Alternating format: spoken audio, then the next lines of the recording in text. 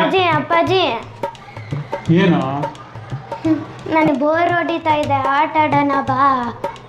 ಸಿಕ್ಕಾಬಿಟ್ಟೆ ಕೆಲಸ ಇದೆ ಮಗ, ಮೀಟಿಂಗ್ಸ್ ಬೇರೆ ಇದೆ ನನಗೆ. ಪ್ಲೀಸ್ ಅಪ್ಪಾಜಿ.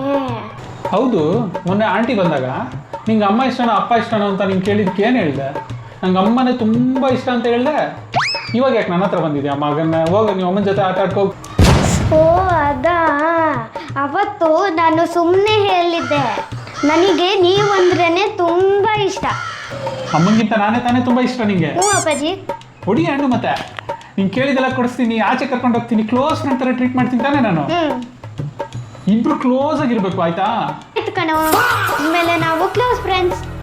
ಇವಾಗ ಲ್ಯಾಪ್ಟಾಪ್ ಸೈಡಿಗೆ ಗೆಸಿ ಸ್ವಿಮ್ಮಿಂಗ್ ಹೋಗೋಣ ಬಾರಲು. ಸಾಂಪ್ರದಾಯಿನಿ ಸುಪ್ಪಿನಿ ಸುತ್ತ ಪೂಸನಿ